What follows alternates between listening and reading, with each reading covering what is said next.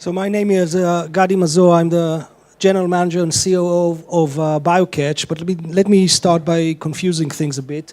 I'm actually one of founders of OurCrowd. I'm the first partner that joined John back in 2012. I was a general partner, CTO, and investment committee member for 4 years.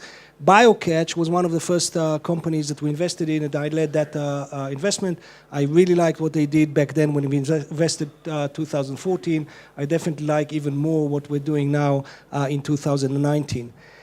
And basically what we're doing from a 30,000 feet view is this, okay? This is my local bank branch at my neighborhood, okay? Whenever I enter there, luckily I don't need to enter that too often, but whenever I enter that, 25 years of banking, they know me, they know my kids, they know the wife, everything is very, very friendly. There's no friction, never need to show ID, nothing, definitely not codes, definitely not SMS. Same bank, when I take the transaction digitally, which of course is 99% of the time now, the whole interaction becomes as if I'm a fraudster, as if the bank need to protect itself and me, potentially, from someone malicious doing things on my behalf.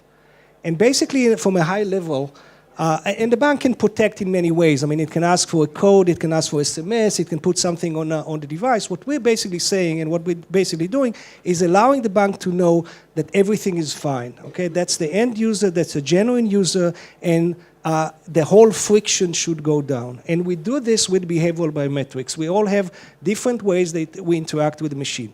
So different mouse moves, different keyboard strikes, different cadence of keyboards. And we monitor the sessions of the user with the bank, either through the web or through the mobile. And we build a behavioral profile, behavioral biometric profile, that allows us to tell the bank in this session, everything is fine, this is the user, or something is wrong, the behavior is different, and the alerts should go up. We have 3 use cases that we sell to banks and credit card issuers. So authentication is the first one, and that's, again, as I described, basically we authenticate the user based on the behavior, and we tell the bank this is the user.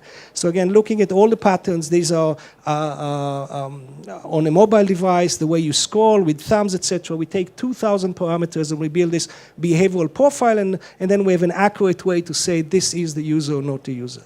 Second is account takeover prevention, when we actually tell the bank something is wrong on that session, first because that doesn't look like the behavior of the user, but also because it does look like a behavior of fraudsters. So I'll give you just an example. This is one transaction of £1.7 million that we stopped for one of our UK banks. The transaction was an international money transfer coming from the device of the user. That's a company that regularly transfers money to international destinations. So nothing on the transaction level was suspicious, okay? But when we looked at the behavior of that session, we saw that the genuine user always scrolls using the scroll bar at the side. You see the green points at the top ones. The fraudster scroll with the arrows. That's the red points in the bottom one. Okay? There were other differences. When they had to select the country of destination of the account, the genuine user previously always used the mouse to scroll the list and select the country.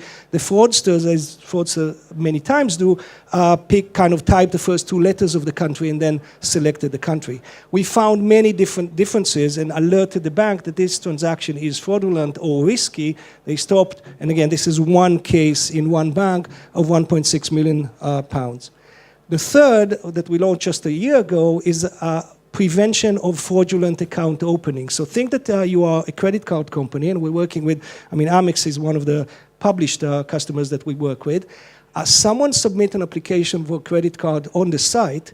We are able to tell the credit card company that we believe that this is indeed the genuine user that does that, okay, and not fraudster who stole or bought the information. And when you think about that, the challenge here is that we don't know the user. There's no behavioral profile for the user.